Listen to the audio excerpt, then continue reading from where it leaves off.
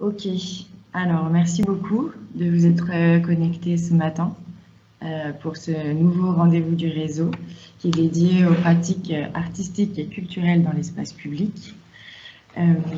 Avant d'entrer dans le vif du sujet et dans les débats grâce à nos deux intervenants du jour, on voulait peut-être juste refaire un peu une introduction sur ce qu'est le réseau et ce que sont ces échanges virtuels qu'on appelle les rendez-vous du réseau, notamment parce qu'il me semble qu'il y a quelques nouvelles têtes qui ne sont pas familières des rendez-vous du réseau, voire même des pépinières urbaines. Donc je vais commencer par rappeler un petit peu le contexte et ensuite je laisserai la main à Béa Varnet d'Urbain Monde qui va modérer cette session et ensuite aux deux intervenants qui nous permettront d'explorer le sujet du jour. Oui, peut-être aussi rappeler les quelques règles de base de Teams qu'on commence à tous connaître par cœur et qui sont toujours bonnes à rappeler. Donc, d'abord, en ce qui concerne le micro, le mieux c'est de le couper pendant que les autres parlent et puis pour éviter les échos et de le rallumer quand vous souhaitez prendre la parole. Pour la caméra, ben, c'est pareil. Le mieux, c'est de la couper pendant que les autres parlent parce que ça prend beaucoup de bande passante, et notamment si vous avez une connexion limitée. Et puis, par contre, vous pouvez la rallumer au moment où vous parlez. Comme ça, on peut vous identifier plus facilement. Voilà, et peut-être aussi vous dire que si vous souhaitez poser des questions à l'issue des deux interventions, vous pouvez soit mettre un petit mot dans le chat, on modérera avec Béa, soit aussi lever la main. Et puis enfin, donc vous dire, mais vous l'avez vu, on enregistre la séance du rendez-vous du réseau pour pouvoir faciliter la restitution et puis aussi pour être un élément de capitalisation à plus long terme. Donc on vous mettra à disposition cet enregistrement sur la plateforme des pépinières à l'issue de la session. Voilà pour les petits rappels logistiques. Donc comme je vous le disais, je vais faire un petit rappel contextuel sur le réseau des pépinières urbaines et ses rendez-vous virtuels. Donc d'abord vous dire que le réseau des pépinières urbaines a vu le jour et se construit progressivement depuis environ 1 an. Il est financé par l'Agence française de développement dans le cadre de son dispositif de mise à l'échelle et d'accompagnement des projets de pépinières urbaines. Et c'est un réseau qui cherche à mettre en lien différents acteurs de l'urbanisme transitoire, participatif et solidaire pour réfléchir ensemble à l'évolution des pratiques et de la vision de la fabrique de la ville, avec deux grands mots d'ordre, deux grandes idées pour ce réseau. C'est de replacer les habitants et l'usager au cœur des projets urbains, et également d'expérimenter des méthodes et outils de travail innovantes, c'est-à-dire qui soient plus agiles, frugales et collaboratives. Le réseau a 3 grandes missions principales, donc développer et coordonner ce collectif autour des pépinières urbaines d'une part, appuyer également la mise en œuvre des différents projets de pépinières, et puis également communiquer et capitaliser. En fait, très concrètement, le réseau peut réaliser des missions d'identification et d'appui au montage de nouveaux projets, de nouvelles pépinières urbaines, notamment dans les villes où intervient l'AFD. Il peut également proposer des activités d'appui, d'échange entre pairs pour les opérateurs des pépinières urbaines et leurs partenaires, principalement les maîtrises d'ouvrage des grands projets urbains avec lesquels ils travaillent. Vous voyez par exemple sur la photo la dernière mission d'échange croisé qui a eu lieu à Abidjan en avril entre les deux pépinières urbaines d'Abidjan et de Ouagadougou. Voilà, le réseau peut aussi organiser donc, des activités d'échange plus collectives, plus ouvertes à d'autres acteurs donc, et à d'autres structures qui sont intéressées par les démarches d'urbanisme participatif et solidaire. Donc pour le moment, ces activités plus collectives ont lieu sous la forme d'échanges virtuels, qu'on appelle donc ces rendez-vous du réseau, comme celui d'aujourd'hui. Et enfin, le réseau vise aussi à contribuer un peu plus largement aux réflexions en cours autour des initiatives d'urbanisme participatif et solidaire, notamment grâce à des activités de capitalisation et de diffusion des enseignements qui sont tirés des pépinières urbaines d'une part, mais aussi de leur mise en perspective par rapport à d'autres initiatives, d'autres projets qui ont cours au sud, mais aussi au nord. Voilà, oui, vous redire aussi rapidement, donc les activités du réseau ont démarré à l'été 2020. On se place dans le cadre d'un programme qui va durer 4 ans, financé par l'AFD, je vous l'ai dit.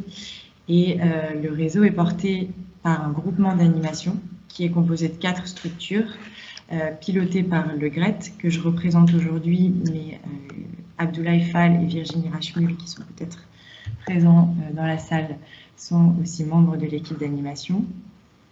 Et puis, on a aussi Urbamonde, donc Béa Varnet et Héloïse Pello, travaillent pour l'équipe d'animation du réseau, et Urbacen, une ONG sénégalaise, représentée par Pape Keita, et enfin Cabanon Vertical, un collectif d'architectes français qui est représenté par Olivier Bédu.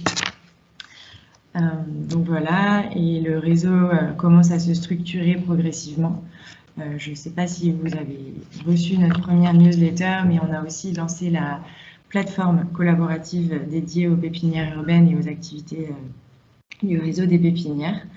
La plateforme est actuellement en cours d'alimentation et de construction, mais vous pourrez déjà commencer à retrouver quelques actualités, ressources et informations liées aux différents projets de pépinières urbaines qui sont en cours. Donc, pour rappel, les 4 pépinières qui existent aujourd'hui, c'est la pépinière Tunisie, la pépinière Ouagadougou, la pépinière Abidjan et la pépinière à Dakar.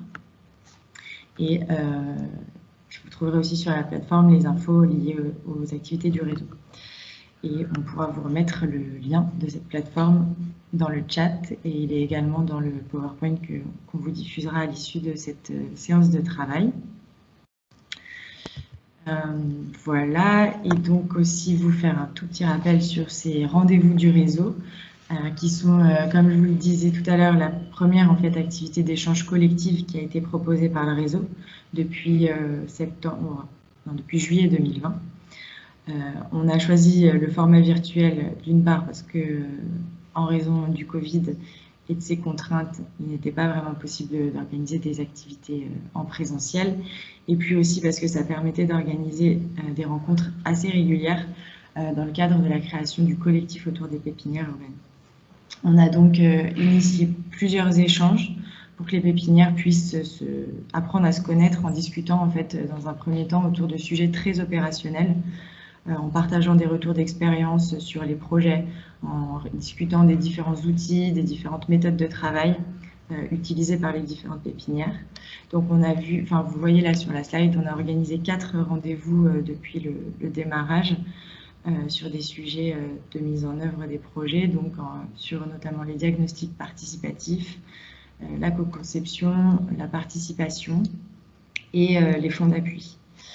Vous pourrez aussi retrouver les comptes rendus et pour certains les enregistrements de ces rendez-vous sur la plateforme des pépinières et également sur le Google Drive du réseau des pépinières urbaines qui est disponible pour toutes les personnes qui sont intéressées. Il suffit juste de faire une petite demande pour l'accès. Voilà, et donc aujourd'hui, on voulait tester un peu un nouveau format pour ces rendez-vous du réseau en proposant des échanges qui soient ouverts à d'autres acteurs, ce qui permet aussi d'explorer d'autres initiatives, d'autres projets d'urbanisme participatif et donc aussi questionner d'autres manières de faire pour les pépinières urbaines.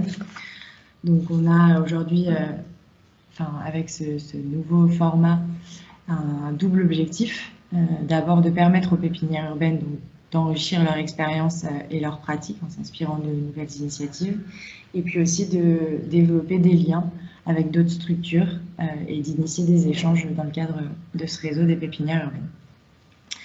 Voilà, et donc on a choisi comme toute première thématique la question de l'art et de la culture dans l'espace public, avec cette idée de questionner les apports et les possibilités qui sont offertes par l'usage de ces pratiques dans la conception de l'espace public, de la rue et de la ville. Voilà pour cette introduction un peu plus longue que prévu. Si jamais vous avez des questions, on pourra aussi y revenir à la fin du rendez-vous. Et puis, donc, je vais laisser la main maintenant à Béa Varnet d'Urbamonde pour présenter la séance d'aujourd'hui, le thème, et puis nos deux intervenants qui sont présents.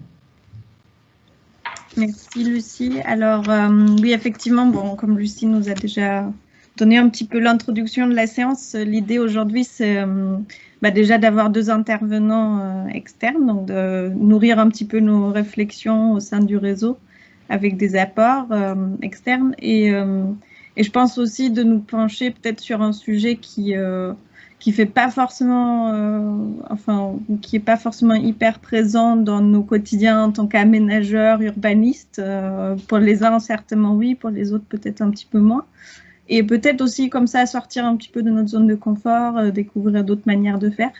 Donc, on a la chance d'accueillir deux intervenants.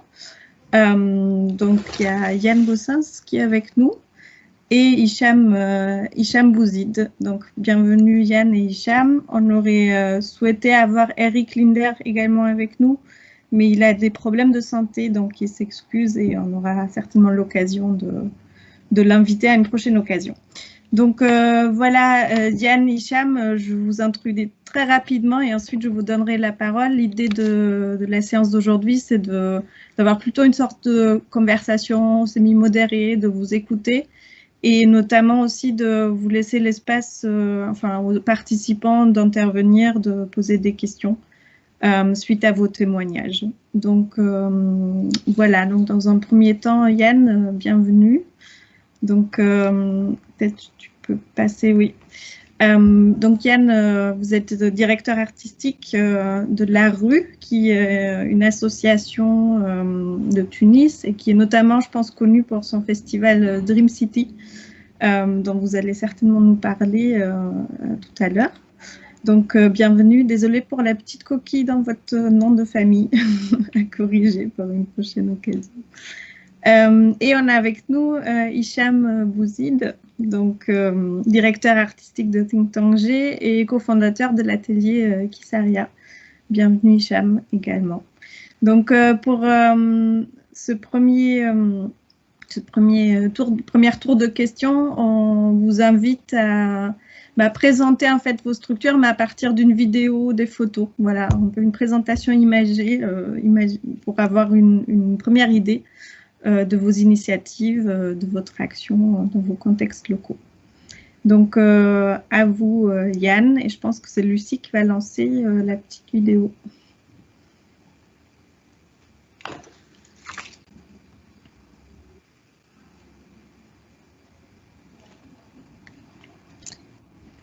Est-ce que vous voyez la vidéo? Oui.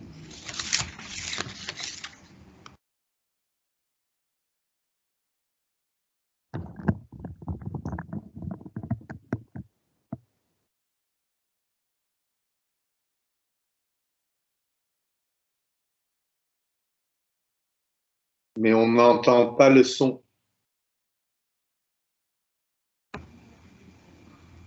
Oui, tu as coupé ton micro, je pense, Lucie, du coup, on n'a pas le son.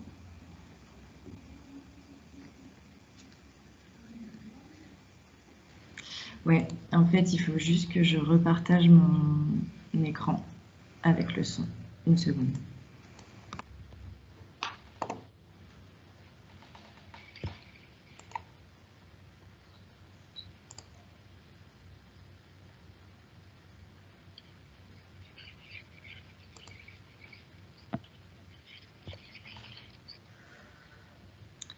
Là, dites-moi si vous avez le son.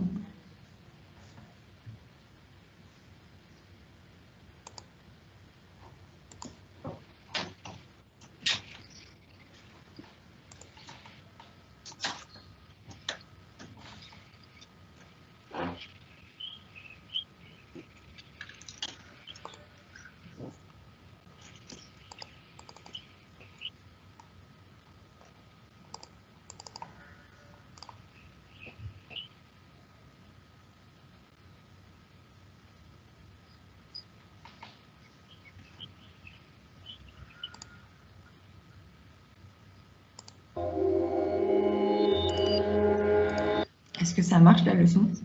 Oui, c'est bon, c'est parfait, merci. Super.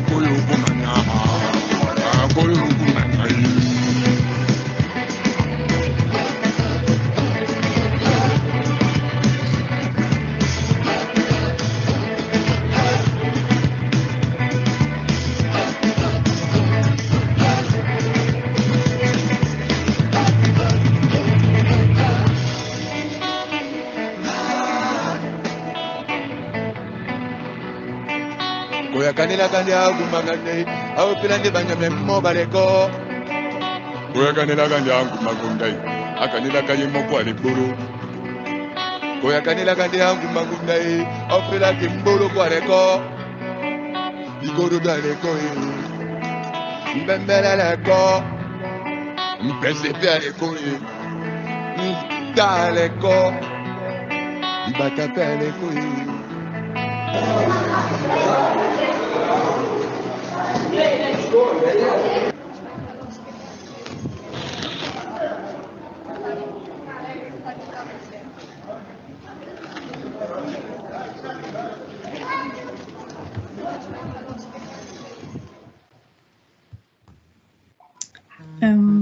Merci pour la vidéo, Lucie. Bah, à vous, Yann, qu'est-ce qu'on a pu observer un petit peu dans cette vidéo et comment faire le lien avec l'espace public? Quelle est un petit peu votre vision d'intervention?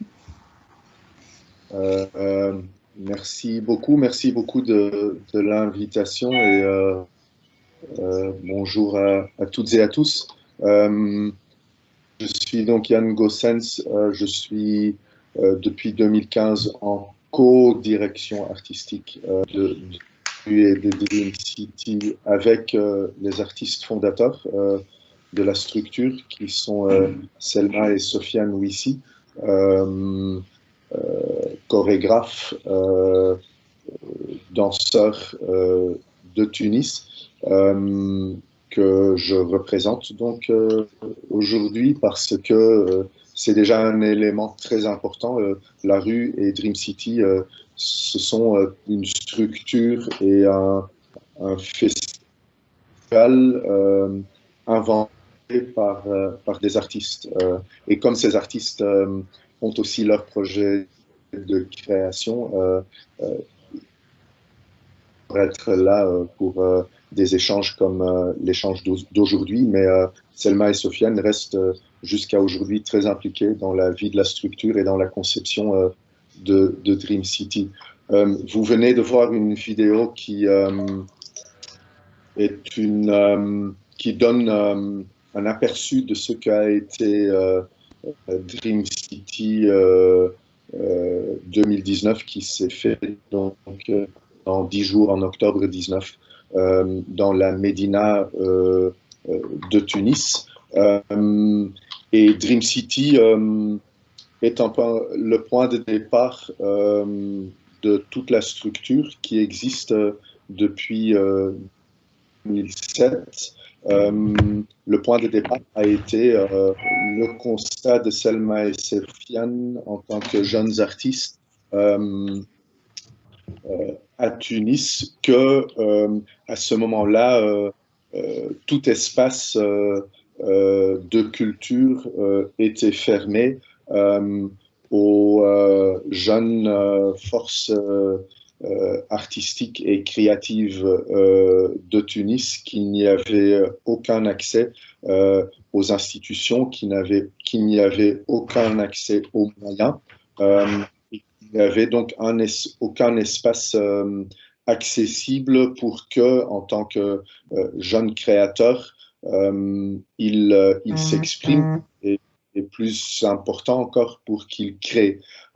Et Selma Ouissi, en 2007, à la radio, et elle a été coupée d'antenne tout de suite, a fait dans une émission où elle était invitée un appel aux jeunes artistes du territoire pour qu'ils sortent et pour qu'ils s'approprient le territoire de la Médina de Tunis, la vieille ville, qui n'est pas du tout un territoire musée ou touristique, qui au contraire est un territoire, une sorte de microcosme de la société et du territoire national, où il y a des communautés, des habitants, des citoyens du pays entier, et où tous les grands enjeux de Tunis et de la Tunisie sont présents et se jouent de manière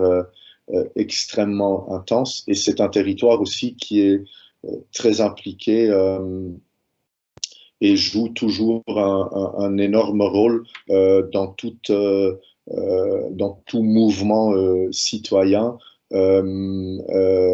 en Tunisie et à Tunis, comme la révolution de 2011, où énormément d'actrices et d'acteurs, d'associations, de forces de la société civile démarraient leurs actions, leurs engagements à partir de la Médina et se retiraient dans la Médina à chaque fois qu'il y avait des problèmes, des tensions et des menaces. Et donc c'est sur ce territoire-là que Selma Ouissi, soutenue par Sofiane, a invité leur génération et d'autres générations d'artistes tunisois et tunisiens qui n'avaient aucun espace, aucun accès aux espaces de culture, à se mobiliser, à s'approprier ce territoire. Et cet appel-là a donné naissance à la première édition de Dream City en 2007, donc, sous la dictature de Ben Ali, lisant un long week-end cette année-là des artistes tunisois pour des interventions artistiques, des modestes projets de création aussi sur ce territoire de la Médina, et en échappant à tout cadre institutionnel et politique. Cette première édition a été importante politiquement, culturellement, artistiquement, et assez rapidement il y a eu l'appel des artistes autour de Selma et Sofiane et de tout le monde qui était impliqué à ne pas en rester là. Et donc l'engagement a été exprimé, s'est installé, d'en faire un événement récurrent qui se fait depuis tous les 2 ans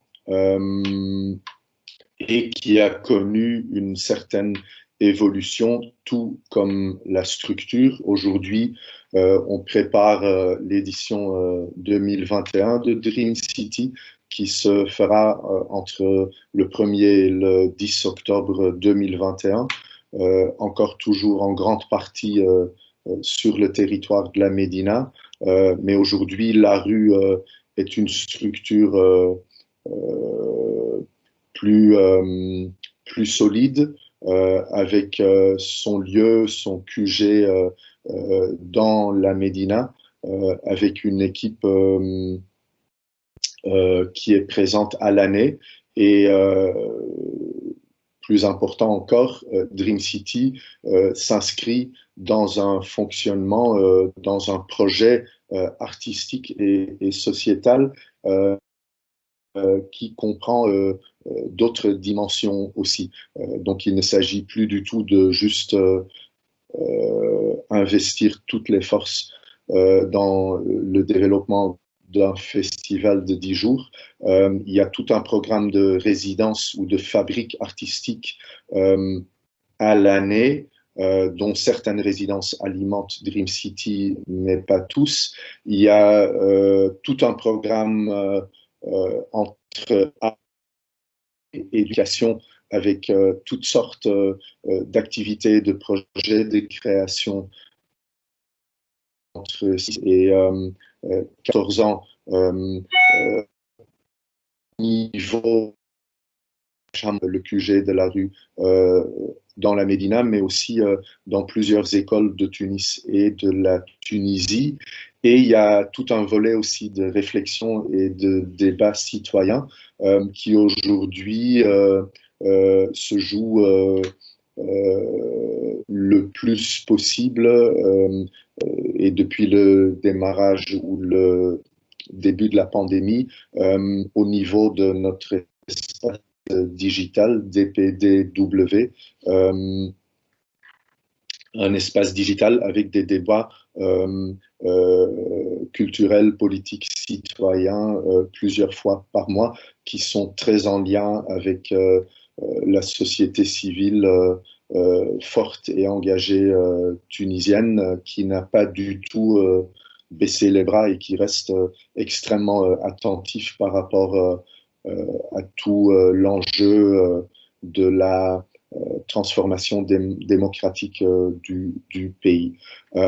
Et là-dedans, Dream City est un moteur important, mais pas le moteur exclusif. Mais Dream City comprend quand même toute la vision qui anime la rue, qui est une vision qui vient d'artistes et d'artistes pour qui le geste artistique, le geste de création est toujours lié de manière étroite dès le départ à un engagement de transformation sociale et de territoire. Donc je dirais que Dream City est plus qu'un festival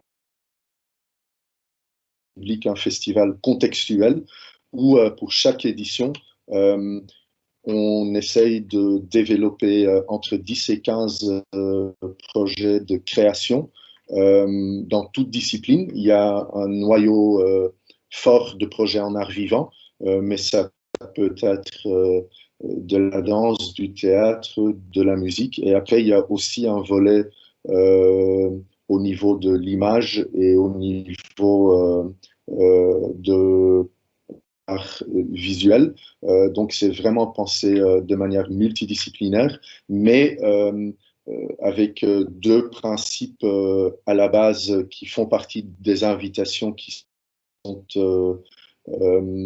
lancées aux artistes. C'est d'arriver avec une page blanche et de ne pas arriver avec un projet préconçu et de consacrer du temps à un nouveau projet, un projet de création, donc sur Tunis et en échange profond avec le territoire de la Médina, échange qui peut se situer à des niveaux extrêmement différents. Ça peut être un échange avec les espaces publics, l'architecture, mais aussi avec des populations ou aussi en travaillant avec de grands enjeux, de grandes thématiques sociaux, voire politiques, dans cette Médina, microcosme de la société tunisienne. Et donc la rue a développé toute une méthodologie et a mis en une équipe qui n'a comme seul but d'accompagner les artistes invités, les artistes tunisiennes, tunisiens, souvent, sinon, région MENA plus large, mais en même temps, il n'y a pas de contraintes géographiques. Donc, des artistes de l'Afrique subsaharienne étaient très présents dans l'édition 19 dont vous venez de voir la vidéo. Et il y a des artistes européens, américains qui s'impliquent aussi. L'idée n'est pas d'être exclusif en termes de géographie, mais l'idée est bel et bien d'offrir à tous les artistes qui participent l'invitation, un cadre qui permet de vraiment s'engager avec le territoire. Et donc, chaque édition de Dream City se prépare pendant 2 ans. L'idée est que chaque artiste passe au moins pendant ces 2 ans entre 2 et 3 mois à Tunis, que chaque artiste, qu'elle ou il arrive avec une page blanche, qui a un premier séjour ou des premiers séjours qui sont des séjours de rencontre, où il passe du temps, où elle et il fassent des rencontres, se promènent et s'imprègnent des réalités de la Médina et de Tunis et de la Tunisie, pour ensuite commencer à développer, préciser, mettre en place et puis créer un projet artistique. Et ce sont ces projets artistiques qu'on montre, qu'on partage pendant 10 jours avec des Tunisois, des Tunisiens et d'autres spectateurs. Pendant 10 jours, plutôt en journée, en invitant les spectateurs à se promener, à se déambuler sur le territoire de la Médina et à assister à ces performances, ces présentations des créations qui sont donc vues, partagées pour la première fois dans le cadre de Dream City et dont beaucoup ne seront jamais vus ailleurs. C'est possible qu'après, ces créations vont ailleurs, mais ce n'est jamais le point de départ et ce n'est jamais le grand objectif non plus. Et donc, Dream City a développé en 10 ans, voire plus, une expertise, une méthodologie et évidemment tout un réseau de personnes, de structures, de ressources sur ce territoire qui permet d'inscrire des projets de création et des gestes artistiques de manière intense et riche, on espère. On n'y arrive pas toujours, mais c'est toujours l'objectif, de les inscrire de manière riche et profonde sur le territoire et de contribuer de manière modeste mais claire à une transformation de cette Médina au niveau de ces espaces publics, mais aussi de ces populations et de ces grands enjeux et discussions politiques et sociaux. Et donc, je pense qu'au cœur de Dream City et de la rue, il y a cette conviction que, et ça ne veut évidemment pas dire que tout artiste a l'obligation de s'inscrire là-dedans, mais pour Selma et Sofiane et pour la rue, il s'agit de transformer, de changer le monde et de partir de la conviction que tout geste artistique peut contribuer à ce changement d'un contexte, d'un territoire, de ces espaces publics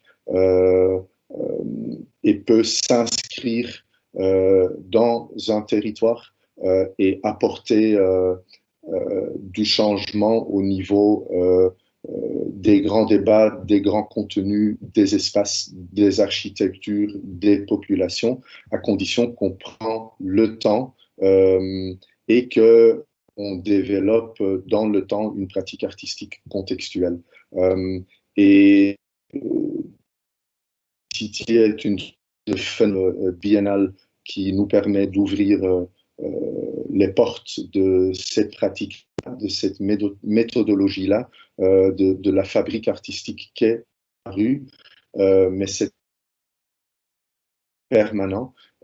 Et le lendemain d'une édition de Dream City, la préparation de la prochaine édition commence, parce qu'au bout du compte, l'objectif de et de jouer un rôle sociétal dans au niveau de cette jeune démocratie tunisienne qui est extrêmement vivante, où il y a extrêmement d'espoir et d'énergie positive, mais où aucun combat n'est aujourd'hui définitivement acquis. Et Selma et Sofiane partent de la conviction que ce combat a aussi besoin de gestes artistiques et qu'aucun geste artistique est trop complexe pour qu'il puisse jouer un rôle dans ce combat sociétal plus large, à condition que ce geste artistique soit inscrit sur un territoire dans la durée et implique des personnes, des citoyens, des habitants de ce territoire dès le départ et dans la durée. Voilà pour une première présentation, un premier aperçu. J'ai essayé de vous donner un cadre un peu plus général, de parler de la naissance et de la situation actuelle. J'ai sans doute été incomplet, mais voilà, je pense qu'il est mieux de m'arrêter là et puis de donner la parole à Hicham et de donner l'espace à l'échange après. Oui, merci beaucoup Yann. C'était en effet très intéressant. Vous nous avez parlé de l'appropriation du territoire via la pratique artistique, le rôle politique de l'espace public, des pratiques artistiques. Donc, je pense qu'on reviendra là-dessus pour peut-être avoir des exemples concrets de comment ça se présente. Mais d'abord, j'aimerais donner la parole à Hicham. Pareil, on a une petite vidéo que Hicham nous a transférée et puis pour que Hicham, vous nous présentiez un petit peu vos initiatives Think Tanger et Atelier Kissaria.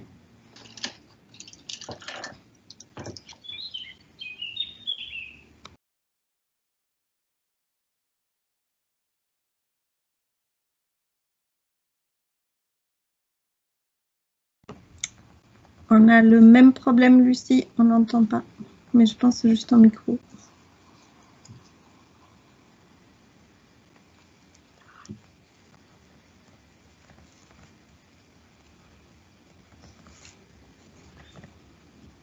Ah, ça me met qu'il y a une erreur, je vais retenter. Ok.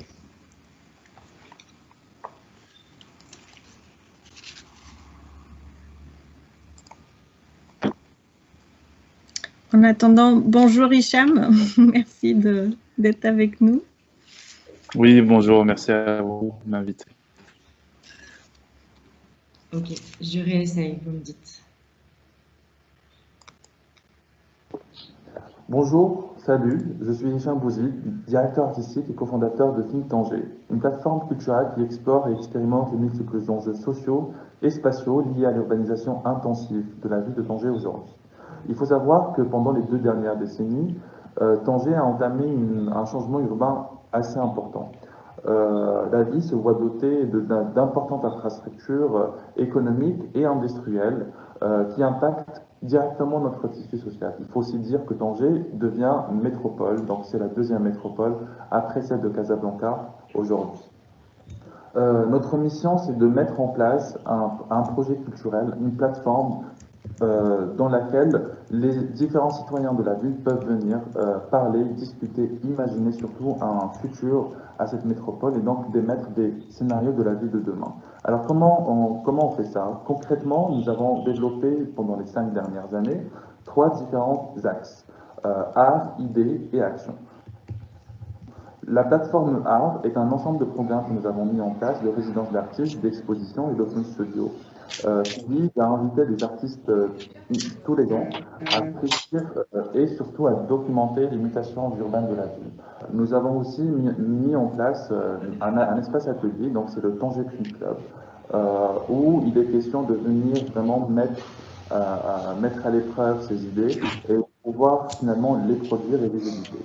Le deuxième axe étant celui des idées, et c'est un programme de talk et podcast où nous invitons tous les ans des activistes, des chercheurs, des gens qui travaillent directement avec la ville, des sociologues et des anthropologues pour venir nous éclairer sur les questions qui sont les plus importantes relatives à la ville de Tanger aujourd'hui ou aux notions de la ville en général. L'espace urbain choisi lui permet de dépeindre l'extraordinaire. Et enfin, la plateforme Action, qui se traduit sous forme de laboratoire urbain. Plus concrètement, nous avons pu développer les 3 dernières années un projet extraordinaire avec 3 organisations qui sont Think Tanger, la Fondation communautaire pour le développement humain Sampling et l'association Racine Zaitoun ainsi que la communauté du quartier Zouitima. Ce laboratoire urbain visait à co-créer les conditions nécessaires pour réimaginer son quartier et pour pouvoir porter sa parole dans ce quartier-là et l'amplifier dans toute la ville. Alors pour cela, nous avons développé 5 ateliers innovants, qui sont un atelier de radio où chacun et chacune de la communauté a pu s'exprimer sur un plateau radio itinérant, des ateliers de psychogéographie où nous avons pu développer, d'explorer le quartier à travers sa valeur socio-émotionnelle, des ateliers vidéo où il était question de cinéma, question de documenter le quartier, un journal que nous avons édité et co-créé avec la communauté pour retracer toute cette expérience extraordinaire et finalement créer un dispositif urbain à travers des ateliers de design social. Et enfin, les 3 axes art, idée et action sont regroupés dans la revue Macan, une revue qui est publiée annuellement, qui traite des questions socio-urbaines et qui tend à amplifier notre vision de la ville de demain.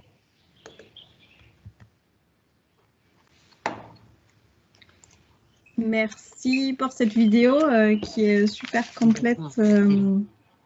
Une excellente introduction. Hicham, peut-être des éléments de complément, je pense, ce qui peut nous intéresser. D'abord, c'est pourquoi, en fait, cette porte d'entrée par la pratique culturelle, artistique pour transformer les imaginaires, les espaces. Comment faire? Peut-être des exemples concrets. À vous, la parole. Merci, merci beaucoup. Bonjour tout le monde.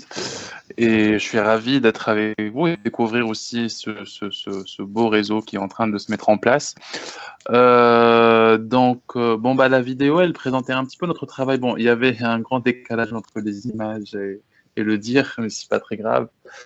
L'idée étant d'expliquer un petit peu ce qu'on est en train de faire, ce qu'on a lancé il y a 5 ans moi-même, donc Hicham Bouzid, que je suis cofondateur et directeur artistique de la plateforme, et ma collègue Amina Mourid, qui est cofondatrice et chargée de projet. Et en fait, il y a 5 ans, il se trouvait en se baladant nous-mêmes dans la ville, donc moi je suis évidemment basé à Tanger, on voyait énormément de choses, en fait on voyait la ville en chantier littéralement sans comprendre forcément qu'est-ce qui s'y est passé. On ne savait pas pourquoi les boulevards étaient en train être explosé, on ne savait pas pourquoi il y avait des nouveaux quartiers qui émergeaient du jour au lendemain, on ne comprenait pas tout cela, et surtout que quand on voulait chercher les raisons pour lesquelles tout cela se mettait en place, on ne trouvait pas forcément d'interlocuteurs, on va dire, pour nous éclairer sur cette question. Donc, il était question de se positionner, en fait, autant que de pratiqueurs, on va dire, culturels, avec un background qui est très différent dans la science politique, dans les questions de commissariat et d'exposition, ou dans les questions d'édition, etc. C'est-à-dire qu'aujourd'hui, une ville comme Tanger, qui est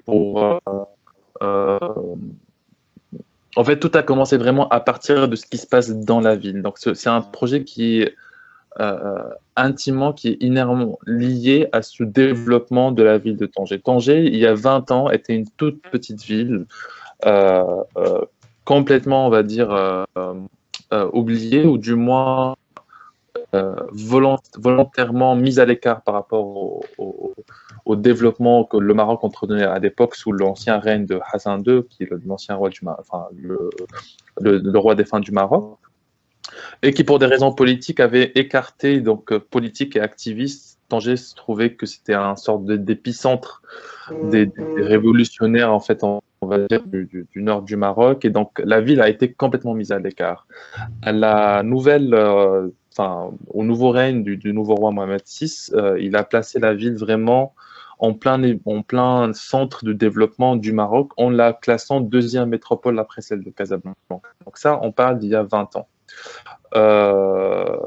Il y a une énorme accélération avec des projets de ville qui sont très différents. C'est des projets de Tanger Métropole qui a duré jusqu'à 2007, qui a été renouvelé en 2015, qui est renouvelé en 2025, qui est qui est la vision de Tanger Métropole, qui est un Tanger moderne, d'une ville globalisée, avec toutes les infrastructures digne d'une métropole que l'on trouverait partout dans le monde.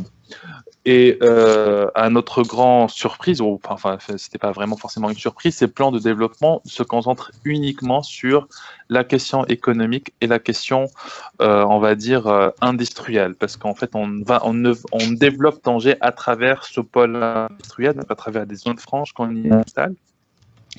Et du coup, la ville devient une sorte de on va dire, de tissu économique et industriel qui se sert de ses citoyens, qui se sert de ses habitants pour faire rouler la machine capitaliste et libérale. Et donc, voilà, Think Tanger est né dans ces sillages et est né à partir de ce constat nous ne vivons pas une ville juste pour travailler et aller dormir, mais pour tout simplement vivre dans la ville et donc créer un lien social avec ses habitants et donc créer une animation, etc. C'est par là où la question culturelle était primordiale. C'est-à-dire qu'aujourd'hui, dans le constat qu'on fait sur une ville comme Tanger, qui se développe d'une manière assez extraordinaire, on va dire la question humaine est complètement négligée. Ou du moins la question du social et de l'humain est complètement négligée. Et nous, on a vraiment cette croyance profonde que, comme vient de très bien l'évoquer Yann, que la pratique artistique n'est pas quelque chose d'innocent ou d'indépendant. Une pratique artistique, généralement, du moins pour les artistes qui s'y mettent, elle s'inscrit dans un on va dire, elle s'inscrit, mais elle part à partir d'un constat politique et d'un souhait, du moins, d'un changement sociétal. Donc, concrètement, Think Tanger, à Think Tanger, on essaye vraiment d'aborder toutes ces questions, de travailler sur l'axe culturel, parce qu'on est on est complètement convaincu que c'est à travers cet axe qu'on peut regrouper les gens, qu'on peut casser certaines barrières qui sont, beaucoup de barrières d'ailleurs, qui nous sont imposées dans la ville et qui, à travers là, peuvent finalement décloisonner certains quartiers, décloisonner certaines idées. Et donc, notre travail à Think Tanger, vraiment, c'est très, très, très important que je rappelle. On n'est pas des journalistes, on est des architectes et nous ne visons pas à changer l'espace urbain d'une manière structurel.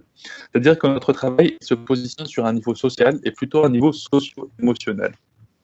Ce qu'on essaye on va même pas de changer, parce qu'on n'a pas la baguette magique, mais du moins d'essayer de co-construire, ou du moins, on va dire, faire évoluer, c'est la vision que nous avons nous-mêmes de notre propre environnement urbain. Et en fait, cette vision, tant qu'elle s'enrichit, tant qu'elle a un ancrage par rapport à une histoire importante, tant que notre action dans cet espace urbain, dans cet environnement urbain, devient plus conséquent, devient plus impliquant. Donc voilà, donc on part un petit peu de ce constat de Tanger et de notre ambition, de comment nous on voit la ville de demain, on va dire, et comment on essaie de partager cette vision avec le plus grand nombre, mais à travers nos activités qui sont encore pas des activités d'architecte ou d'urbaniste, mais des activités d'acteurs culturels, c'est-à-dire nous proposons des programmes qui sont extrêmement variés sur des rencontres enregistrées avec des chercheurs, des activistes, des architectes, des jeunes qui viennent nous éliminer sur les questions importantes relatives à l'urbanisation de la ville de Tanger ou des villes de manière plus globale.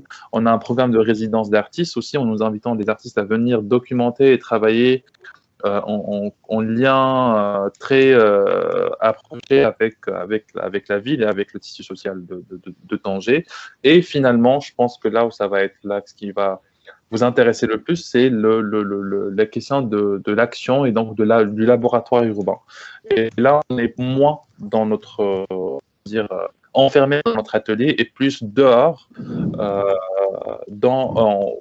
où l'idée était d'aller, en fait, si on parle de le changement de la ville de Tanger, on ne peut pas rester généraliste tout le temps. Il faut qu'on aille spécifier dans les quartiers. En fait, depuis 3 ans, on a commencé un projet qui s'appelle Think plus le nom du quartier, donc le nom du quartier avec lequel on travaille. Et donc, c'était Think Zuitina, le quartier s'appelait Zuitina. Et avec le quartier, qui est un quartier informel, qui se trouve vraiment sur la marge et la périphérie de la ville de Tanger, l'idée était de co-construire un programme culturel qui allait, où nous allions chercher l'histoire de ce quartier. Pourquoi ce quartier il est né là? Qui a commencé à construire ici? C'est quoi les raisons qui ont poussé les gens à venir s'installer ici d'abord? Et donc, à travers ces séries, on va dire, de storytelling, littéralement, parce qu'en fait, c'est vraiment du récit urbain, on commence à comprendre énormément de choses. Et l'une des choses qu'on comprend, c'est pourquoi les gens ils viennent ici. On comprend qu'il y a eu de l'exode rural à un moment donné, que l'exode rural, c'est vraiment une question qui est très importante et qu'on néglige encore aujourd'hui. Ce quartier, il est marginalisé par les politiques de la ville et il est marginalisé aussi à travers la vision que l'on porte dessus. C'est-à-dire qu'aujourd'hui, moi, j'habite au centre-ville, et donc quand je dis aux gens je vais faire une activité à Zuitina, ils me disent mais pourquoi je vais dans ce quartier? Donc il y a une sorte de vision, on va dire, de délinquance par rapport au quartier, qui est une vision, assez très très erronée et très falsifiée du quartier. Donc l'art et la culture, justement, ils ont cette spécificité. On va dire, ce pouvoir de transcender ce sort et de vraiment transcender ce sort de vision en allant, comment dire, pas exploiter, mais en allant comme un magnétophone amplifier la voix des habitants qui habitent dans ce quartier. Et en allant envoyer leur voix dans le centre-ville. Que ce soit à travers la radio, qu'on a pu mettre des ateliers de radio dans le quartier où les habitants, les jeunes du quartier ont pu parler du quartier, de ce qui s'est passé, des ateliers de psychogéographie, des ateliers de cinéma et de vidéo pour pouvoir vraiment documenter le quartier, aller voir toutes les différentes personnes qui y habitent, etc. Et voilà. Et donc, un journal aussi qu'on a pu créer avec le quartier, qui est diffusé un peu partout aujourd'hui dans Tanger, et qui est devenu une sorte d'objet fétiche du quartier en disant que ce qu'on nous disait, ça c'est vraiment je pense, pour rentrer dans un exemple concret. On a imprimé le journal de Zuitina. Il y a eu un des habitants du quartier, donc un jeune Ayoub, qui nous disait, et donc en fait ce journal, sur la couverture du journal, on voit le quartier, tout le quartier de Zwitina, on le voit dans hauteur. Donc on voit ce quartier, sorte de quartier informel, voilà, avec des constructions en briques rouges. Et c'est ça qui fait la couverture du journal. Et Ayoub nous disait que j'ai grandi, il nous a dit, j'ai grandi en nous disant que Zwitina n'existe même pas dans la carte de Tanger. Aujourd'hui, on a créé notre propre carte, on a créé nos propres images. Et en fait, c'est ça qui est très important, c'est que on a toujours fabriqué des images pour ces gens, pour ces quartiers, qui sont des images très négatives. Et aujourd'hui, ce qu'on nous essayons de faire, c'est qu'à travers justement cet axe culturel et cette activité et cette expression artistique, les habitants, les citoyens, les usagers de cet environnement urbain peuvent eux-mêmes créer leur propre image et communiquer sur leur propre état. Et donc, je pense que c'est là où la question de comment l'art et la culture peuvent impacter un espace urbain est complètement, on va dire, mesurable et visible. Et je ne vais pas m'étaler trop parce que j'aimerais bien plutôt que ce soit voilà, en discussion donc, je cède la parole à qui souhaite. Merci, Hicham. Je pense que c'était une super introduction pour vraiment parler de la co-construction des imaginaires, des récits, et à partir d'une, comme vous dites, d'un niveau socio-émotionnel, la question de l'esthétique, la sensibilité au territoire, pour ouvrir les imaginaires. Je trouvais aussi très pertinent qu'on ait un exemple très concret. Peut-être avant de vraiment ouvrir complètement les débats et les questions, juste pour Yann, une question. Est-ce qu'on pourrait avoir, je ne sais pas, un exemple vraiment concret d'une intervention en lien avec l'espace public? Je ne sais pas si vous souhaiteriez témoigner sur, que ce soit dans le cadre du festival ou dans vos pratiques par ailleurs.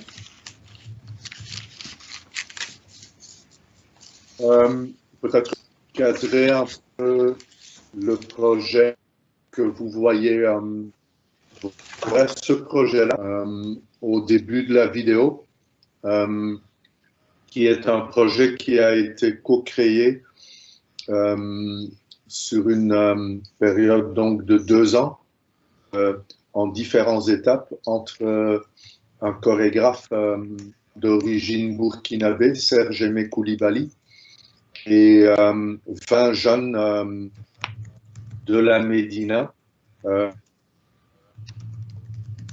et jamais dansé, ou en tout cas pas officiellement dans le cadre d'un projet artistique ou culturel.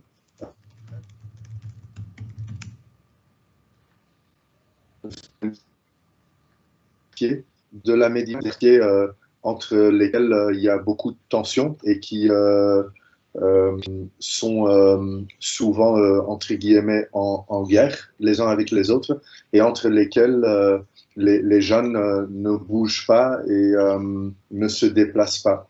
Et on a donc, en prenant le temps, en tissant des liens avec ces jeunes de différentes manières, parce que Dream City, en tant qu'événement, est porté à tous les niveaux par les habitants et surtout les jeunes de la Médina. Donc, que ce soit les assistants des artistes, les assistants du directeur technique, que ce soit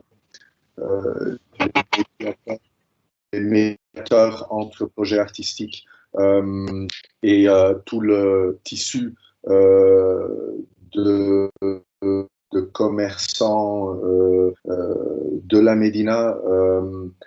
On implique, on intègre les habitants et les jeunes de la Médina de manière structurelle à tous ces niveaux-là. Et souvent, c'est aussi comme ça qu'on repère ou que des jeunes qui ont envie de participer au projet de création se présentent à nous.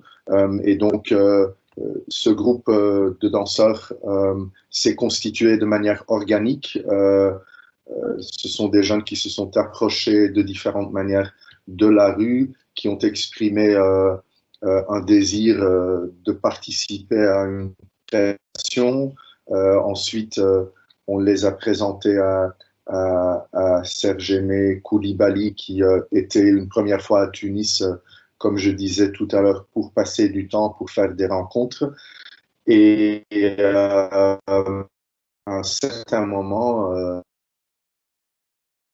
il se fait les uns envers les autres le désir de créer un projet de danse ensemble. Mais il fallait donc vraiment voilà, partir en sachant qu'ils n'avaient jamais créé un spectacle de 30.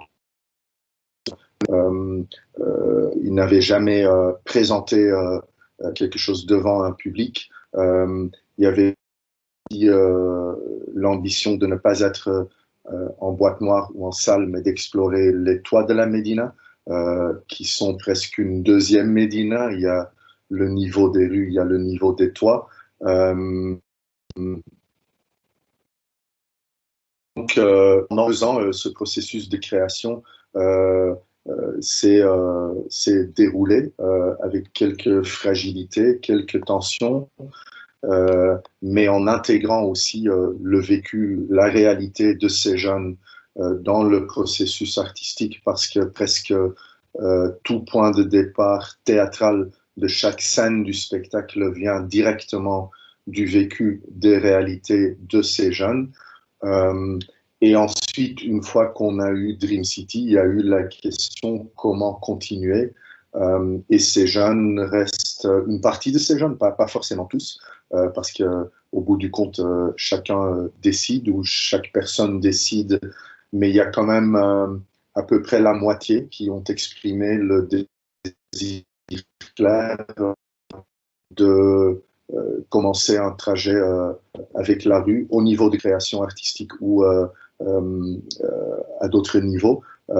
Et donc, voilà, il y a pour une partie de ces jeunes, une continuité, et il y a une dynamique qui s'est installée et qui fait que les trajets de ces jeunes ont quand même fondamentalement changé.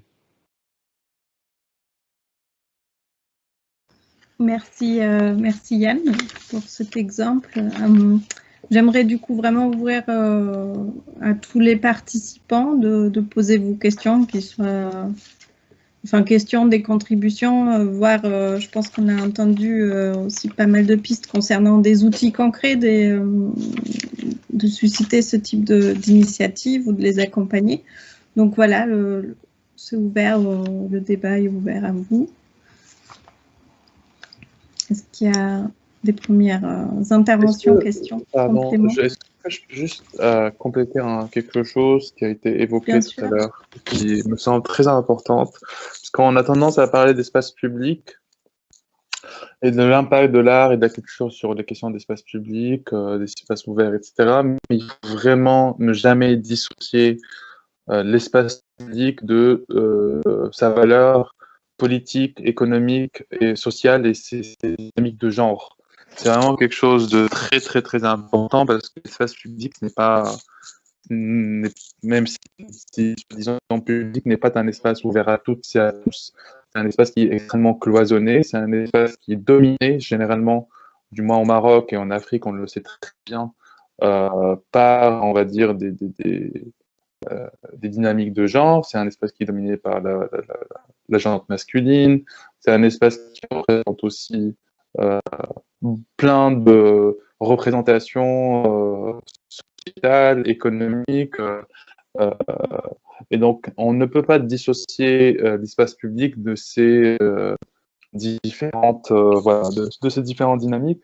Et vraiment, c'est pour ça que je réinsiste sur cette question de finalement l'art et la culture, c'est des ce ne sont pas juste des outils qu'on peut manipuler par-ci, par-là, et qu'on va ramener de l'art et de la culture ici parce que c'est bien de ramener de l'art et de la culture. C'est vraiment, on va dire, c'est plus qu'un outil, mais la culture, c'est quelque chose d'inhérent. C'est quelque chose de présent. Nous avons tous, nous partons tous nous sommes éduqués à partir d'une certaine culture. Donc, l'espace public doit représenter cela, il doit permettre à cela de pleinement s'exprimer. Et ce pour plusieurs raisons, mais la première des raisons, c'est celle de l'épanouissement. C'est-à-dire qu'on aura des citoyens épanouis qui peuvent s'exprimer, qui peuvent parler, qui peuvent se mobiliser, bouger dans l'espace public autant qu'ils le souhaitent. On aura vraiment aussi, enfin, d'une manière technocrate, un rendement politique, économique et urbain beaucoup plus intéressant. Et pourquoi encore ces questions d'art et de culture? Et je vais m'arrêter là, c'est que l'art a cette aussi propriété de pouvoir nous emmener ailleurs, c'est-à-dire ailleurs, pas dans l'irréel, mais ailleurs dans quelque chose qui n'est pas forcément le moment présent, qui n'est pas forcément les habitudes à travers lesquelles on pratique tous les jours. Et donc c'est cette spécificité-là qui rend possible une certaine transcendance toutes ces barrières qui existent dans l'espace public, à savoir les barrières économiques, les dynamiques de genre et les questions sociales, etc. Donc, il faut vraiment, je pense que pour moi, j'essaie vraiment de militer pour ça aujourd'hui, c'est que on ne peut pas aujourd'hui commencer à construire, à penser urbain, si cette question de comment la culture, en tant que facteur d'épanouissement personnel, individuel, mais collectif et sociétal, peut dynamiser des territoires et peut justement voilà, rendre les gens plus sociaux, moins agressifs, hein, puisqu'on est comme citadins bien agressés par les dynamiques de métropole. Voilà. Oui, et si je peux rebondir très rapidement, j'adhère totalement à ce que Hichem vient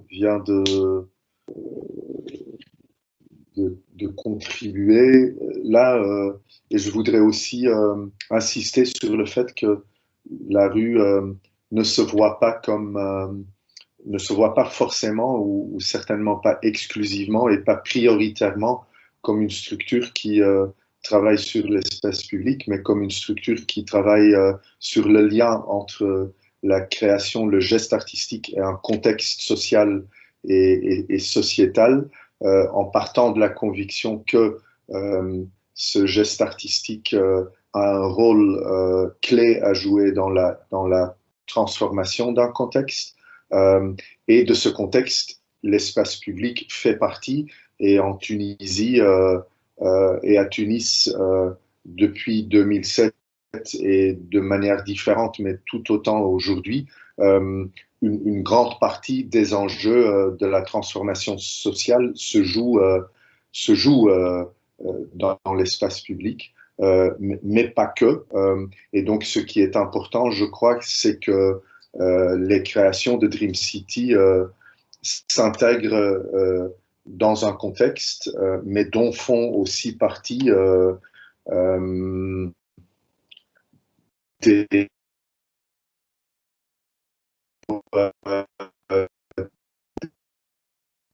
ouvrir pour Dream City. Donc, on n'est pas dans la discipline des arts de la rue. On ne demande pas à nos artistes de créer forcément pour des squares ou des rues. On demande d'être en échange et d'avoir un objectif de transformation sociale qui s'équilibre totalement avec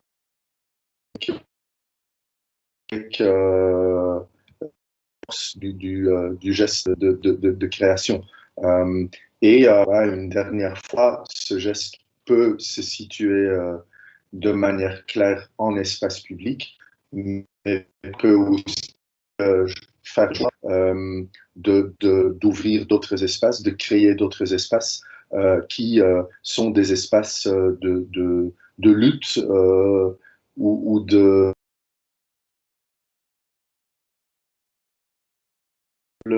au niveau du territoire. Merci à vous deux pour expliciter vraiment cette dimension politique, on va dire, de l'action artistique et le lien entre territoire et ce qui est le domaine politique, on va dire. Je vois que Abdoulaye a levé sa main, donc sans tarder, Abdoulaye, à toi pour des questions, des contributions. Merci, Béa. Bonjour à tous. Je me présente, je m'appelle Abdoulaye Fall. Je suis chef de projet pépinière urbaine Dakar. Je travaille aussi avec Lucie dans le cadre de l'animation du réseau des pépinières. Mon intervention porte sur 2 points. Le premier point est une contribution pour partager un peu le contexte sénégalais du développement de la production artistique en lien avec un peu l'aménagement des villes. Dans le contexte sénégalais, il faut considérer que la culture et l'art de manière générale sont des parents pauvres des politiques publiques. Les politiques publiques n'accordent pas trop d'importance dans ces domaines culturels et artistiques. Raison pour laquelle voilà, on ne ressent pas ce lien entre l'aménagement du territoire de manière générale, mais l'aménagement des villes de manière spécifique et les activités artistiques et culturelles.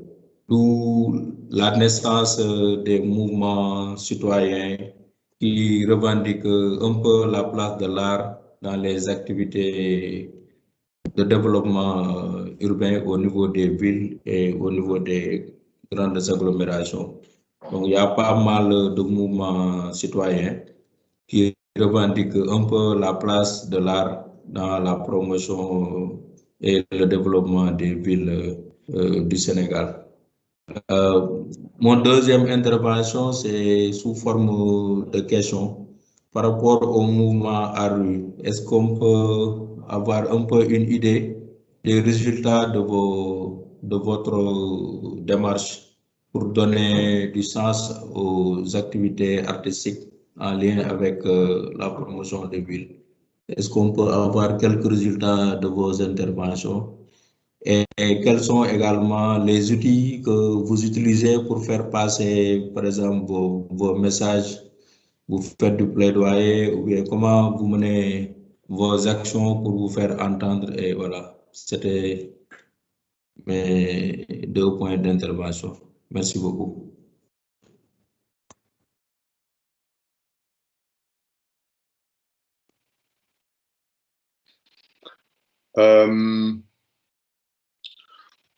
En termes de résultats, merci pour la question tout d'abord.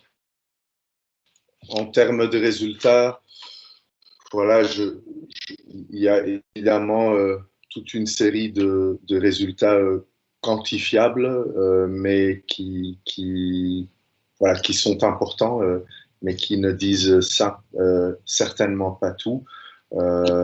Dream City, c'est 10 jours de festival, c'est entre 10 et 15 projets de création créés sur 2 ans. C'est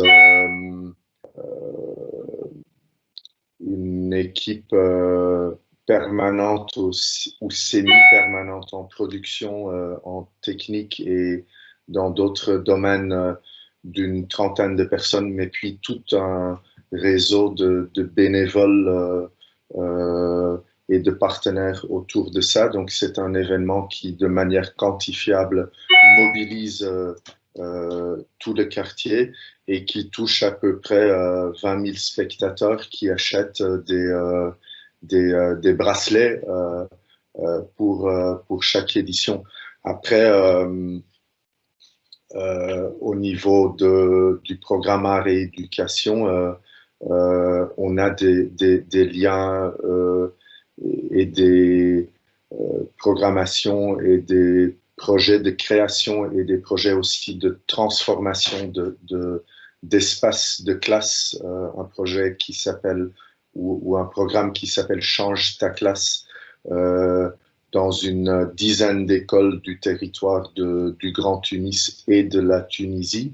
On est de plus en plus aussi dans la transmission, dans le sens où on développe des protocoles qui permettent des partenaires hors Tunis à s'approprier, par exemple, un programme comme Change ta classe et de manière accompagnée à le mettre en place et l'effectuer eux-mêmes. Et puis, il y a tout le volet digital qui s'est beaucoup développé depuis 1 an et demi, qu'on ne voit pas comme un projet qui remplace le vivant, mais un projet qui vient compléter le vivant, avec d'un côté un espace de création digitale qui s'appelle le Performance Room, ou le Civic Space, l'espace d'échange et de débat citoyen, qui touche aussi des centaines et de temps en temps plus d'écouteurs ou de participants pour chaque épisode et dans toute la région MENA. Donc voilà, il y a ces éléments quantifiables, mais après, beaucoup plus important pour nous, c'est que la rue est aujourd'hui un acteur clé du secteur culturel tunisois et de la société civile tunisienne, qui est la grande force qui fait que le processus de démocratisation puisse se poursuivre. Et je dirais que de manière modeste, on puisse dire que par rapport à 2007, le vrai poids de la création artistique et citoyenne à Tunis s'est déplacé des institutions liées à l'État à des institutions et structures beaucoup plus indépendantes, voire complètement indépendantes de l'État et portées par des artistes. Et je ne parle certainement pas que de la rue, mais je pense que la rue a été un moteur clé de ce changement et de cette évolution-là vers un secteur culturel et une société civile autonome qui prend sa place à côté des institutions étatiques et qui est aujourd'hui un espace de création, de discussion, de refuge de toutes les forces et de toutes les luttes intersectionnelles qui se jouent aujourd'hui en Tunisie. Voilà, je ne sais pas si j'ai répondu à la question. J'ai fait de mon mieux. Merci Yann. Certainement. Merci beaucoup Yann. Oui. N'hésitez pas à lever vos mains, entre guillemets, si vous voulez poser des questions. Sinon, ce que je trouverais intéressant, peut-être côté Hicham, également de nous expliquer un petit peu le lien avec l'action publique, qu'elle soit conflictuelle ou pas, ou si vos actions sont relayées ensuite au niveau institutionnel. On a entendu de Yann que là, vous cherchiez peut-être dans un premier temps plutôt l'indépendance ou l'autonomie, en tout cas au niveau de la création artistique.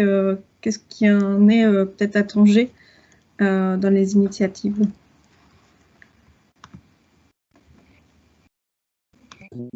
Je dirais que sur le plan...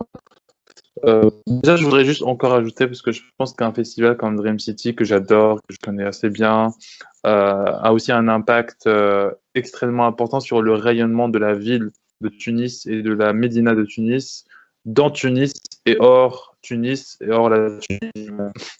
Ça, c'est vraiment très important à signaler, et je pense que ça, c'est aussi un impact assez mesurable en termes de comment un festival de ce genre peut avoir des retombées économiques et de prêts et touristiques, etc.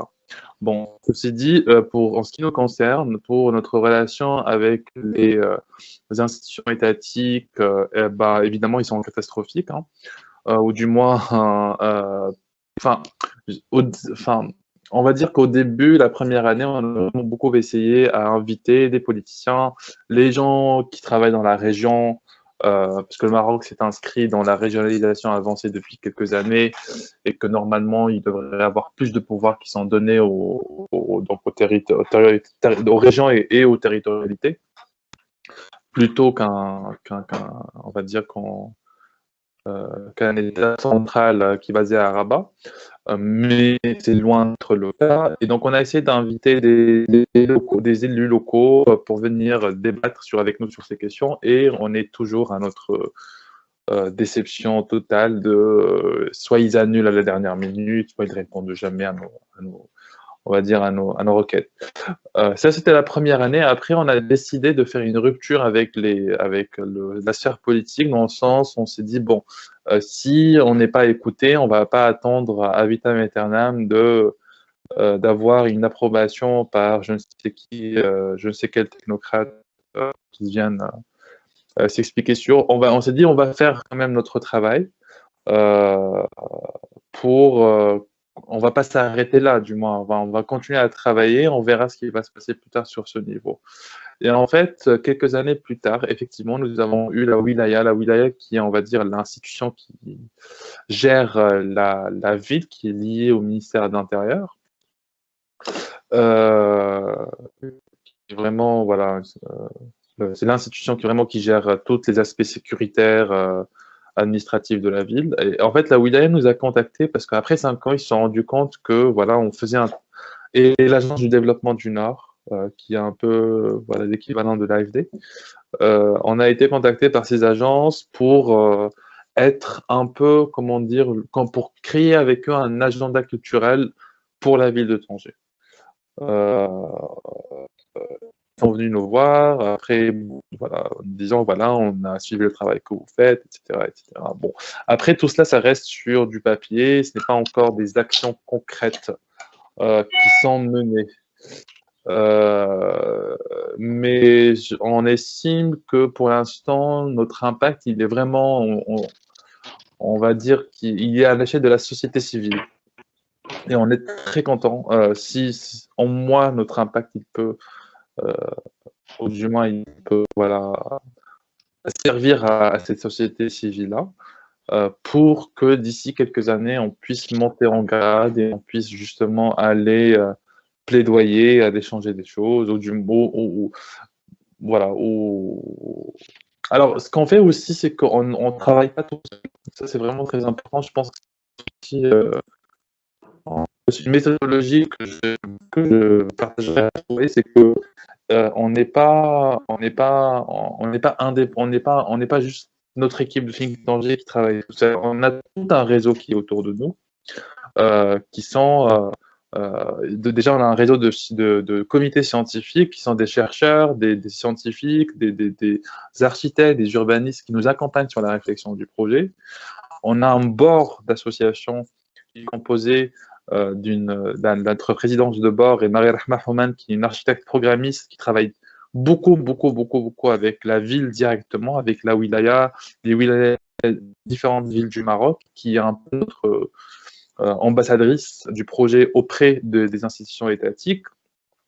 Et donc, notre travail ne se fait pas d'une manière indépendante. Il se fait vraiment à travers un réseau qu'on a essayé de mettre en place depuis 5 ans et qui a résulté à ce qu'en tant qu'organisation culturelle, ce qui est un peu rare, du moins au Maroc, c'est qu'on n'est pas connecté juste avec le réseau culturel. On est vraiment connecté avec beaucoup de milieux qui soient académiques, qui soient scientifiques, qui soient relatifs à la recherche ou à l'activisme et évidemment à l'art et à la culture.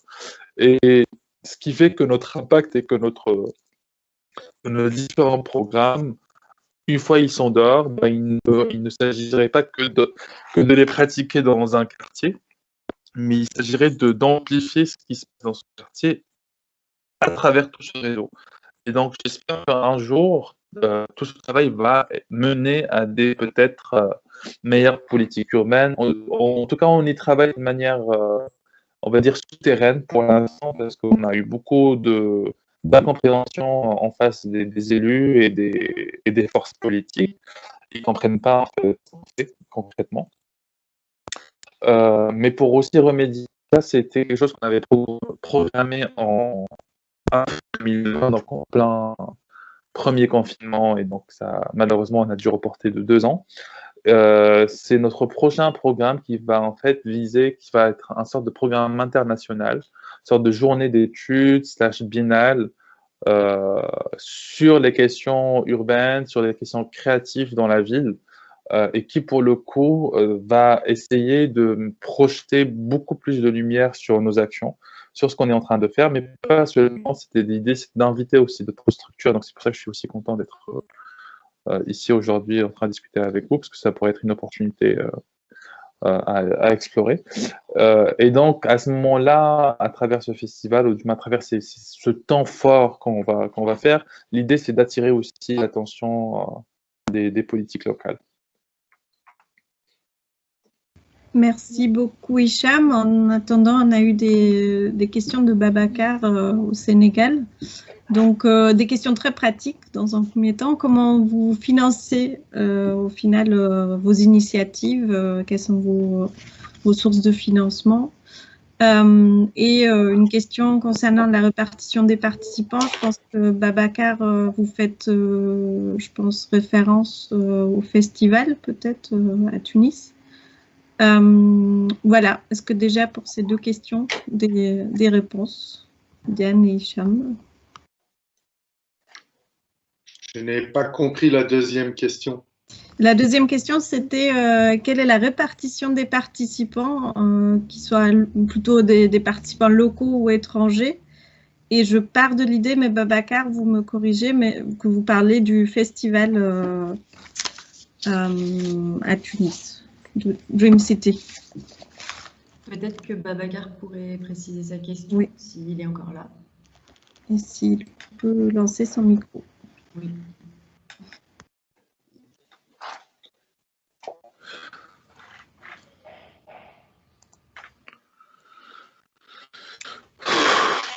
Babacar, est-ce que tu nous entends?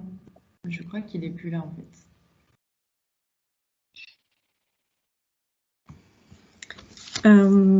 Bon, peut-être qu'on va pas trop s'attarder sur cette question, mais effectivement, là, vous avez exposé un peu la situation où vous n'avez pas forcément des appuis institutionnels. Donc, je pense peut-être on se demande comment, au final, vous financez ces initiatives, comment vous arrivez à les construire sur la durée, quels sont vos soutiens dans ce sens-là?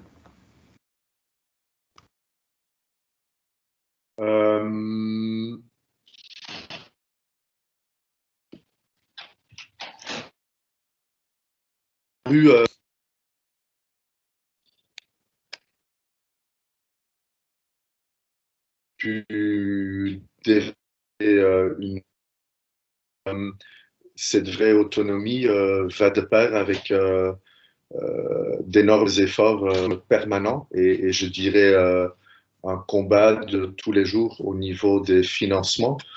D'un côté pour la structure, parce que c'est donc une structure qui compte aujourd'hui une quinzaine de permanents et qui a un programme d'activité à l'année qu'il faut financer. Et après, il y a tout le budget de Dream City qu'il faut pour chaque édition mettre en place à partir de zéro. Et ça, avec aucun structurel du ministère de la Culture.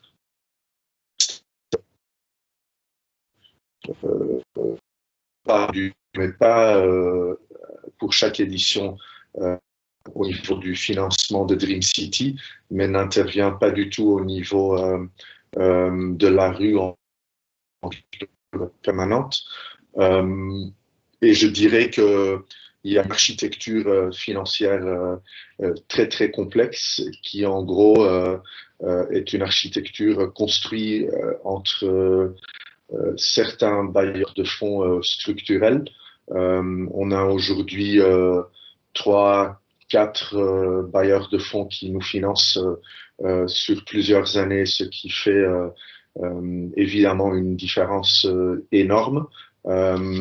Et après, il y a toute une série de financements plus ponctuels qui sont d'un côté liés au projet de création de Dream City ou à Dream City en tant que festival, ou qui sont liés à des parties de la programmation annuelle de la rue, que ce soit les projets de transformation dans les écoles. Ça, ce sont des parties de la programmation pour lesquelles nous arrivons à mobiliser des financements plus ponctuels et encore une fois auprès d'une très grande diversité de partenaires, de grandes fondations sur plusieurs territoires, aux instituts culturels et ambassades, à des entités plus politiques, et de temps en temps il y a un peu de financement privé, mais il est presque négligeable. Donc je crois que depuis 5 ans, l'évolution positive qu'on a pu déclencher, c'est le fait d'avoir ces bailleurs de fonds structurels sur 3 ou 4 ans. Mais il y a toute une partie du travail de financement qui reste ponctuel. Et par exemple, pour Dream City, en gros, on est à la recherche de fonds en permanence jusqu'à la veille de l'ouverture. Et puis le lendemain de la clôture, on recommence pour l'édition d'après. Et ce qui reste très compliqué, et ça c'est voilà une question épineuse qui c'est que ce qui est le plus dur à financer, c'est ce qui est vraiment au cœur de tout ce qu'on fait,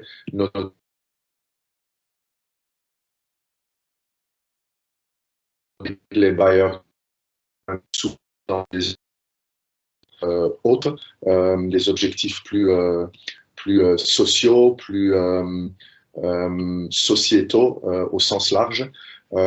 Et pour nous, cette dimension est toujours là, mais de l'avoir en équilibre avec tout ce programme de résidence artistique qu'on ne veut pas instrumentaliser en amont. On invite les artistes à se positionner par rapport au territoire, mais on ne va pas leur demander de créer de toute façon des projets autour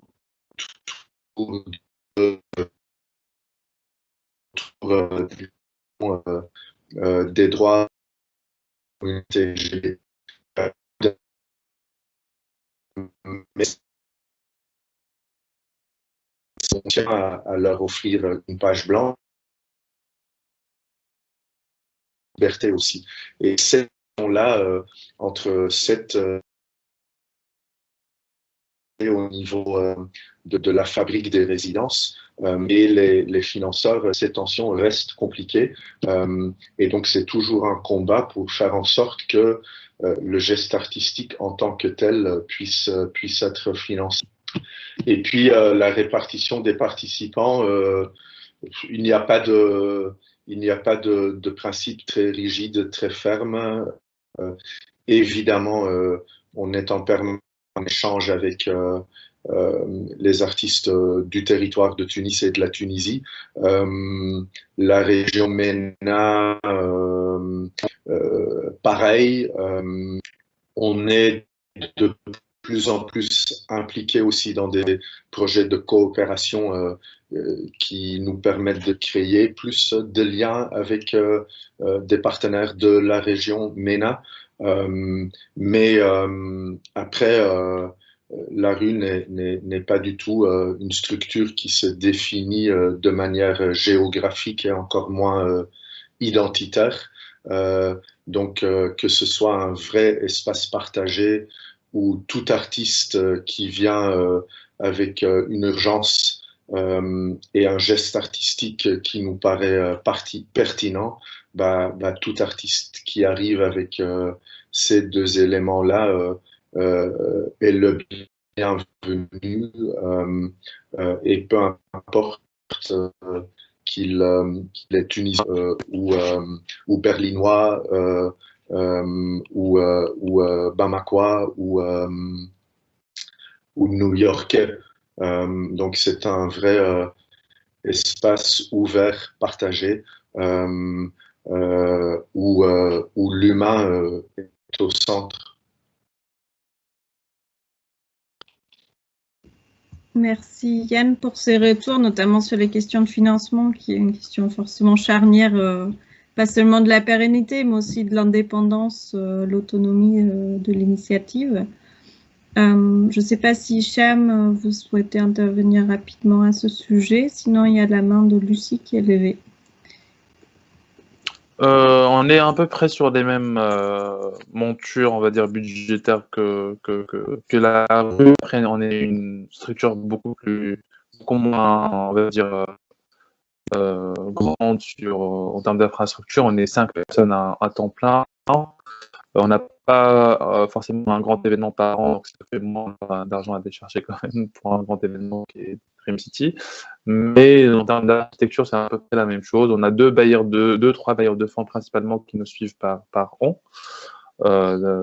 Et le reste, on essaie de chercher voilà, des modes de financement pour compléter nos budgets. Après, on est vraiment aujourd'hui sur des réflexions plus poussées sur la question de financement, c'est-à-dire comment on peut réussir à un moment donné à atteindre une sorte d'autofinancement au moins pour les frais courants, c'est-à-dire les salaires et les charges fixes de notre structure et de ne pas être complètement toujours dépendant des bailleurs de fonds, parce que là, c'est un gros problème aussi, le fait d'être cette dépendance permanente des bailleurs de fonds nous fait que, voilà, parfois on est obligé de prendre certains chemins et pas d'autres, et parfois on est moins libre dans notre décision.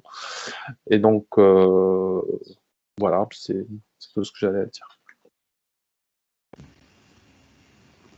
Merci Hicham. Lucie, à toi. Oui, merci beaucoup Béa, et surtout merci à tous les deux pour vos présentations et explications très inspirantes. Je me demandais peut-être, on a encore 5-10 minutes devant nous, et je me demandais si ce serait pas aussi intéressant de mettre en perspective ce que vous nous avez présenté aujourd'hui avec ce que peuvent faire certaines des pépinières urbaines. Je pense notamment à Ouagadougou ou à Abidjan, où il me semble que les dimensions artistiques et culturelles sont aussi réfléchies et mises en œuvre, notamment à Ouagadougou, où la pépinière urbaine vise, entre autres, à préfigurer des futurs sites culturels qui sont réalisés dans le cadre d'un grand programme urbain. Et donc voilà, je me demandais si Hervé et Elie, vous vouliez peut-être dire quelques mots sur ce que ça vous inspire et sur vous, comment vous utilisez les pratiques culturelles dans le cadre de la pépinière à Ouaga. Merci encore.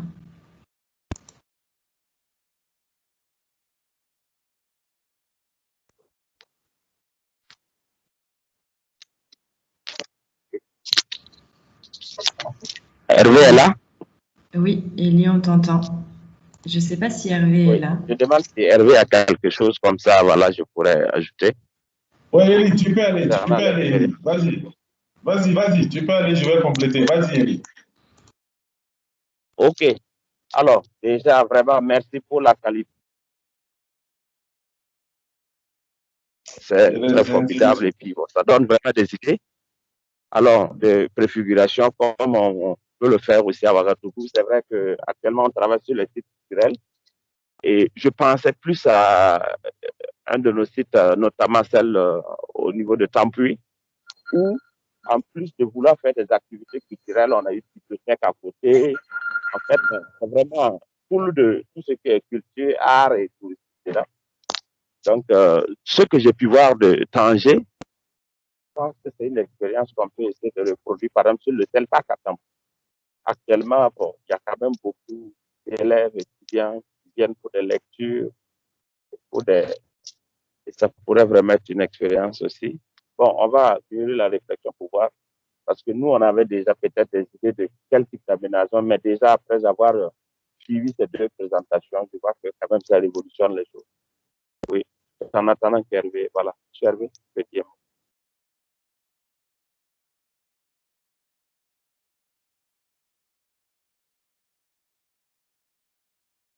Oui, Hervé, monsieur Koné.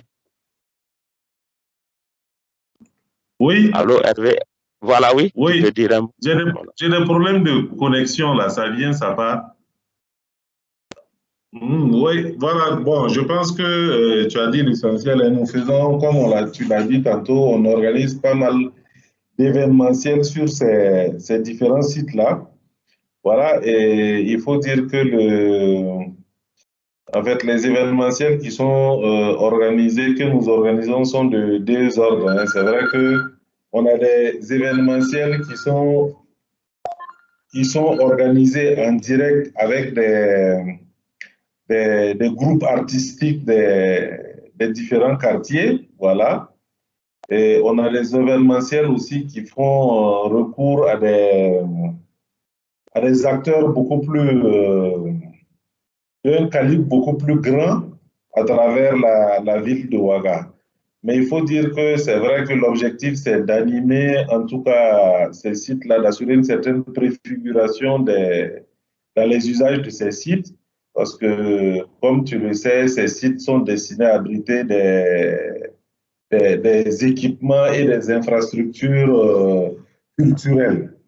Donc, les types d'événementiels que nous réalisons sont en lien avec la destination finale de ces sites-là.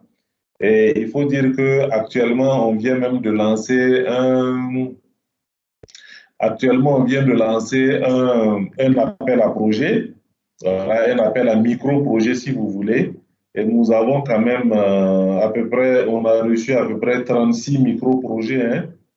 Nous sommes en cours de sélection et bientôt il y a une dizaine qui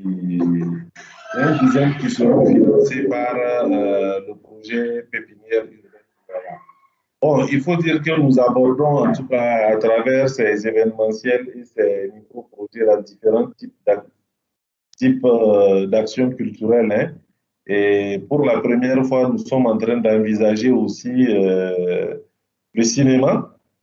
Voilà, des actions portant sur le cinéma. Et nous avons reçu à ce niveau-là 2 micro-projets qui sont quand même très, très intéressants.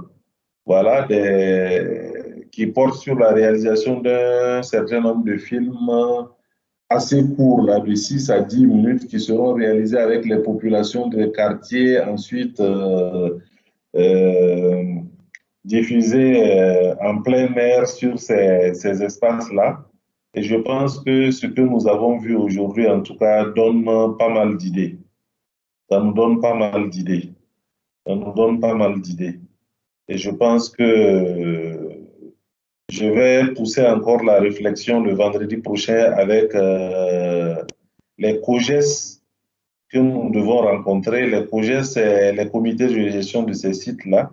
Ils sont aussi composés d'artistes, parce que quand on prend le cas du Remdogo, où nous allons mener à partir du mois prochain pas mal d'activités culturelles, nous avons un comité de gestion qui a été renouvelé, qui est composé maintenant à 60% d'artistes. Voilà.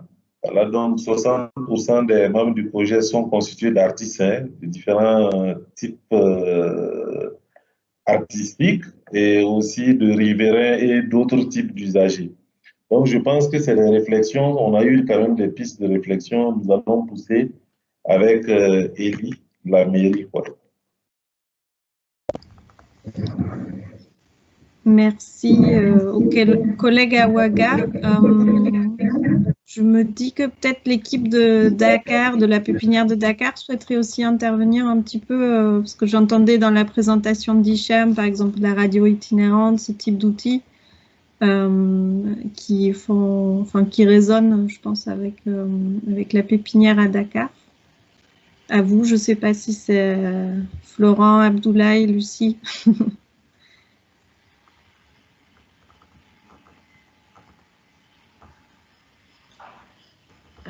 Peut-être Abdoulaye, tu peux présenter rapidement le bench mobile et je crois que tu avais aussi une question, donc ça peut faire le lien, la transition.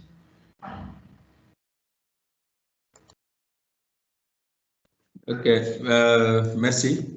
Au niveau de la pépinière urbaine de Dakar, nous avons un dispositif mobile d'animation qu'on appelle Pench Mobile. Le Pench en Wolof renvoie à l'idée de place publique sous l'arbre à palabre où les anciens avaient l'habitude de se retrouver pour discuter des problèmes de la société, des problèmes du village ou bien du quartier. Donc, l'idée qu'on a derrière ce concept de Pench Mobile, c'est un lieu d'échange aux usagers d'être au cœur de notre approche de co-conception et de co-construction. Et qu'à partir du Pench Mobile, nous sommes en lien avec des radios communautaires qui vont assurer le relais, le passage à l'échelle pour l'écoute de ces émissions. Donc l'idée, c'est vraiment de donner la parole aux usagers, à l'ensemble des acteurs communautaires, de donner leur point de vue par rapport à leurs problèmes ou bien les contraintes qu'ils ont par rapport à la problématique de la mobilité urbaine à Dakar, mais également par rapport à l'aménagement et à la valorisation des espaces publics. Donc c'est un peu l'esprit qui est derrière cette idée de Pench Mobile, qui est aussi qui a un caractère itinérant.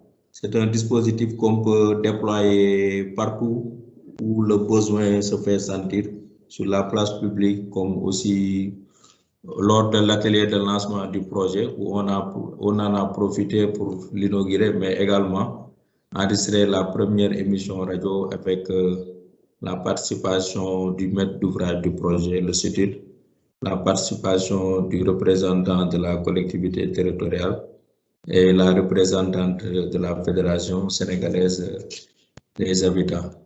Donc voilà ce que je peux dire par rapport au dispositif de Pench Mobile.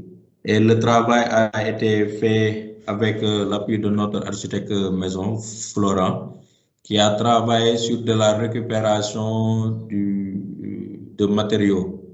Par exemple, bon, si j'arrive à faire un partage d'écran, je peux vous montrer un peu ce à quoi ressemble un peu le Pench Mobile. Voilà. Peut-être ça va. Vous voyez un peu mon écran? Oui. Voilà, c'est l'image que vous voyez un peu au fond. Donc, j'étais sur le site là. Donc, c'est ce que vous voyez un peu avec les différentes couleurs. Donc, on est parti sur de la récupération des fûts qui servaient à contenir de l'essence et du pétrole. Donc, on a transformé et on a aussi mis à contribution des artisans locaux pour promouvoir un peu l'économie locale des artisans. Donc, voilà un peu l'esprit de ces Pench Mobile. J'en profite aussi pour poser ma question. C'était par rapport aux moyens de diffusion de vos activités artistiques et culturelles sur les espaces publics. Vous les passez à travers quel médium, soit les réseaux sociaux, les radios ou bien la télévision? Par quel moyen vous diffusez vos activités artistiques et culturelles sur les espaces publics? Merci.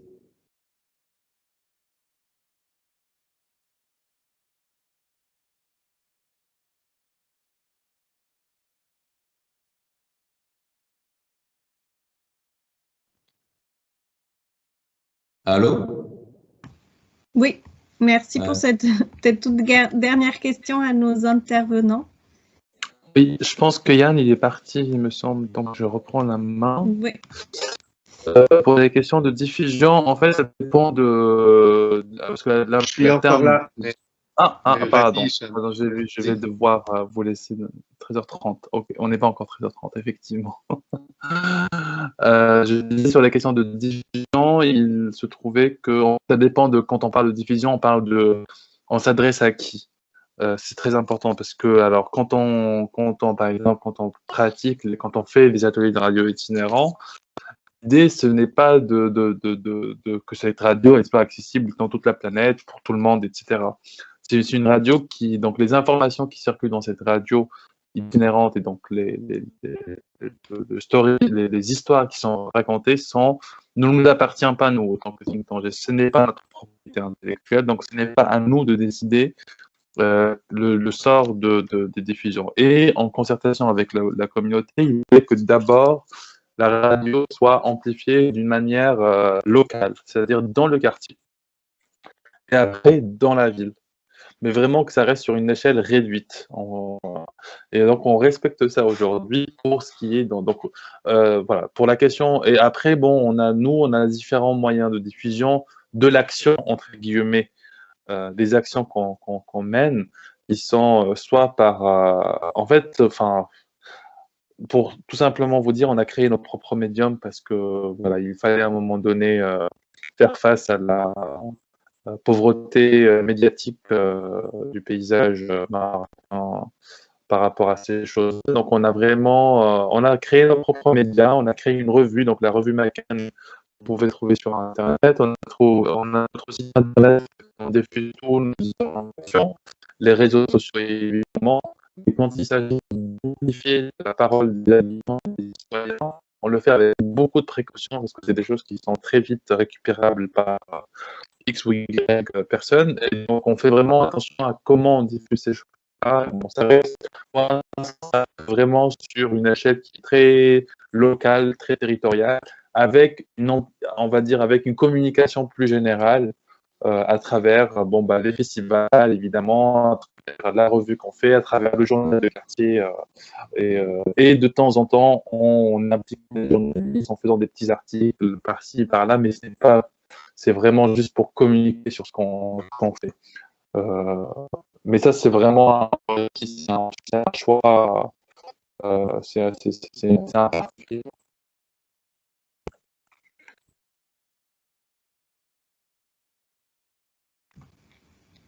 Merci, Hicham. Yann, peut-être un dernier mot et après on va conclure la séance d'aujourd'hui.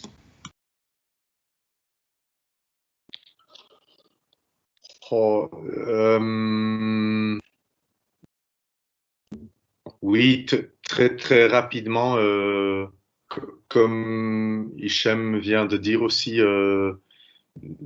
la diffusion pour nous se réfléchit toujours en fonction d'un contexte. Donc, on crée tout d'abord à Tunis, avec Tunis. Le point de départ n'est pas forcément de juste aller partout ailleurs. Il faut que ça se réfléchisse, il faut que ça ait du sens. De plus en plus, on est dans une démarche de diffusion dans d'autres contextes urbains tunisiens ou éventuellement de la région MENA, mais il faut que ça se construise de nouveau dans la durée et à la base d'une vraie réflexion et d'une vraie urgence contextuelle. Donc d'être très ancré et à partir de cet ancrage local d'avoir une réflexion globale, mais qui ne peut pas forcément s'exprimer partout ailleurs. C'est très important pour nous. Merci beaucoup. Du coup, on va conclure cette séance, cet échange d'aujourd'hui. Merci notamment à nos deux intervenants, Yann, Hicham, d'avoir pris ce temps avec nous. On aura d'autres séances des rendez-vous du réseau et aussi d'autres opportunités, on l'espère, de vous retrouver et aussi de rencontrer d'autres acteurs. Donc voilà, il me reste peut-être juste à rappeler à notre réseau et aussi à des acteurs externes de soumettre des idées pour des thématiques qui pourraient être d'intérêt dans ce cadre-là, des échanges. Et voilà, je vous souhaite à toutes et à tous un bel après-midi et merci encore. Merci beaucoup. À très bientôt. Au revoir. Au revoir. Merci beaucoup, à bientôt, bonne journée.